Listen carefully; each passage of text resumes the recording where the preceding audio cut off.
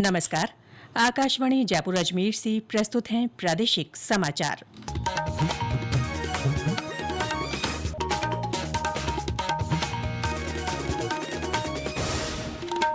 मुख्य समाचार। लोकसभा ने वक्फ संशोधन विधेयक 2025 पारित किया। विधेयक के पक्ष में 288 सदस्यों ने मतदान किया। मुख्यमंत्री भजनलाल शर्मा ने आमजन को निर्बाध बिजली आपूर्ति के लिए डिस्कॉम्स को प्रभावी कदम उठाने को कहा। पंचायती राज मंत्री मदन दिलावर ने कहा, राजस्थान को देश का सबसे स्वच्छ ग्रामीण प्रदेश बनाने का लक्ष्य पूरा करने के लिए ग्राम पंचायतों में स्वच्छता पर विशेष जोर दिया जाएगा। और राज्य में आज एक पश्चिमी विक्षोभ के प्रभाव से जयपुर, भरतपुर और कोटा संभाग में कहीं-कहीं हल्की बारिश की संभावना।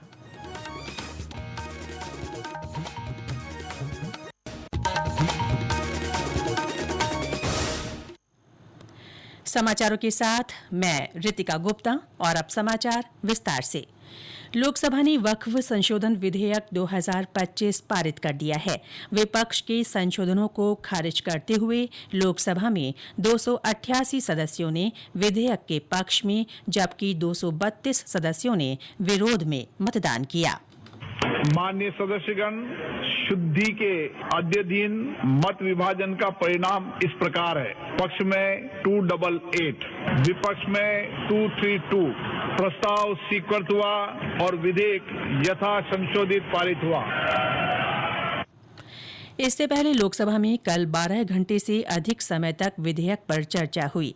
इस बिल का उद्देश्य विरासत स्थलों की सुरक्षा और सामाजिक कल्याण को बढ़ावा देने के साथ ही वक्फ संपत्तियों का प्रबंधन सुव्यवस्थित करना है। विधेयक में मुस्लिम महिलाओं, विशेष रूप से विधवाओं और तलाकशुदा महिलाओं की आर्थिक और सामाजिक स्थिति में सुधार का भी प्रयोजन है। विधेयक का उद्देश्य वक्फ बोर्ड को अधिक समावेशी बनाना है, जिससे बेहतर वक्फ शासन और निर्णय लेने में विभिन्न मुस्लिम संप्रदायों का प्रतिनिधित्व हो। विधेयक पर चर्चा का उत्तर देते हुए अल्पसंख्यक कार्य मंत्री किरेन रिजिजू ने कहा कि ये धारणा गलत है कि गैर मुस्लिम वक्फ बोर्ड के कामकाज में हस्तक्षेप करेंगे। उन्होंने कहा कि सरकार बोर्ड को समावेशी और धर्मनिरपेक्ष बनाना चाहती है। श्री रिजिजू ने कहा कि विधेयक का उद्देश्य किसी की संपत्ति को जब्त करना नहीं है। ये किसी का जमीन छीनने का कानून नहीं है। राज्य सरकारों को अधिकार दिया गया है कि जो ऑलरेडी रजिस्टर्ड है उसका तो कोई डिस्प्यूट नहीं है, लेकिन जो डिस्प्यूटेड है, जो कोर्ट में पेंडिंग है, उसको हम यहाँ कानून बना के कैसे हटा सकते हैं। मुख्यमंत्री भजनलाल शर्मा ने गर्मी के मौसम में आमजन को निर्बाध बिजली आपूर्ति सुनिश्चित करने के निर्देश दिए हैं। कल जयपुर, जोधपुर और अजमेर विद्युत वितरण निगमों की समीक्षा बैठक में उन्होंने कहा कि डिस्कॉम्स के अधिकारी बिजली आपूर्ति की लगातार मॉनिटरिंग करें और लाइनों में सुधार, ट्रांसफार्मर और जीएसएच स्थापित करने से संबंधित कार्यों को समय पर पूरा करें। श्री शर्मा ने बिजली छीजत घटाने को प्राथमिकता देने को भी कहा है। मुख्यमंत्री ने कहा कि डिस्कॉम्स उन ग्रामीण क्षेत्रों में विद्युत तंत्र को मजबूत करें जहां पिछले साल बिजली आपूर्ति सुचारू नहीं थी।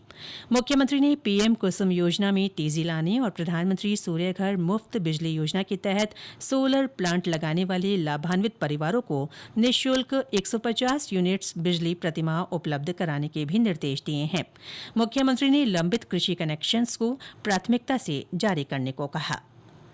प्रदेश में आकस्मिक संयुक्त अभियान चलाकर अवैध खनन पर रोकथाम लगाई जाएगी। मुख्यमंत्री ने कल इस संबंध में अधिकारियों को आवश्यक निर्देश दिए। मुख्यमंत्री निवास पर अवैध खनन गतिविधियों पर नियंत्रण के लिए की गई कार्यवाही की समीक्षा बैठक को संबोधित करते हुए उन्होंने कहा कि राज्य सरकार अवैध खनन की रोकथाम के लिए प्रतिबद्ध है। इसके लिए सभी के सामूहिक प्रयासों की जरूरत है। उन्होंने पुलिस, जिला प्रशासन, वन विभाग, परिवहन विभाग और खनन विभाग को आपसी समन्वय के साथ काम कर अवैध खनन पर रोकथाम लगाने को कहा। उन्होंने खनन विभाग को निर्देश दिए कि जिला स्तरीय एसआईटी की बैठक की रोजाना मॉनिटरिंग कर बैठक की रिपोर्ट लें। मुख्यमंत्री ने अवैध खनन के औचक निरीक्षण के लिए मुख्यालय स्तर पर संयुक्त टास्क फोर्स बनाने के निर्देश दिए। उन्होंने कहा कि अवैध खनन पर निगरानी के लिए ड्रोन और अन्य आधुनिक तकनीकों का उपयोग किया जाए। बैठक में मुख्य सचिव सुधांश पंत, पुलिस महानिदेशक UR साहू और संबंधित विभागों के उच्च अधिकारी मौजूद रहे। सभी जिला कलेक्टर और जिला स्तरीय अधिकारी वीडियो कॉन्फ्रेंसिंग के माध्यम से बैठक से जुड़े। ये समाचार आकाशवाणी जयपुर अजमेर से प्रसारित किए जा रहे हैं। प्रादेशिक समाचार बुलेटिन आप हमारे एक्स हैंडल @AIRnews_जयपुर, YouTube channel Rajasthan AIR news और फेसबुक AIR न्यूज राजस्थान पर भी सुन सकते हैं। साथ ही आप हमारी वेबसाइट newsonair.gov.in पर भी समाचार सुन सकते हैं और संबंधित फोटो तथा वीडियो देख सकते हैं। शिक्षा और पंचायती राज मंत्री मदन दिलावर ने कहा है कि इस साल राजस्थान को देश का सबसे स्वच्छ ग्रामीण प्रदेश बनाने का लक्ष्य पूरा करने के लिए ग्राम पंचायतों में स्वच्छता पर विशेष जोर दिया जाएगा। श्री दिलावर ने कल कोटा में स्वच्छ भारत मिशन ग्रामीण के तहत कोटा और बारां जिले की प्रगति की समीक्षा के दौरान ये बात कही। बाद में पत्रकारों से बातचीत में उन्होंने कहा कि हर गांव रोजाना साफ हो, ये हर व्यक्ति का संकल्प होना चाहिए।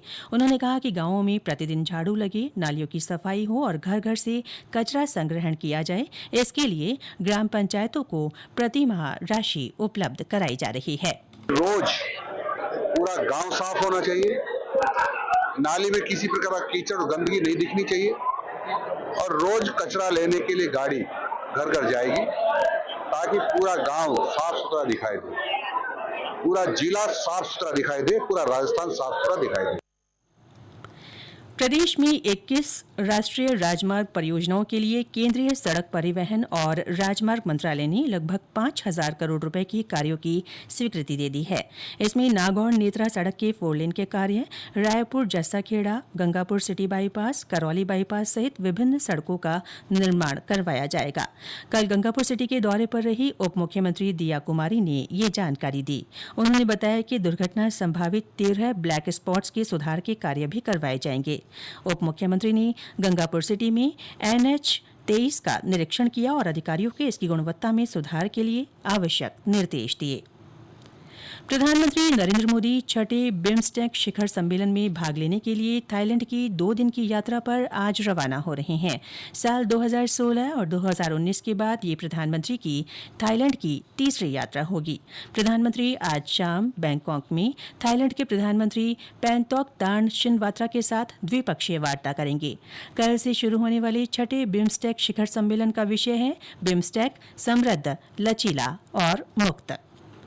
दूरसंचार विभाग ने अनधिकृत प्रचार और अवैध गतिविधियों में संलिप्त पाए गए करीब 1,75,000 लैंडलाइन फोन नंबर काट दिए हैं।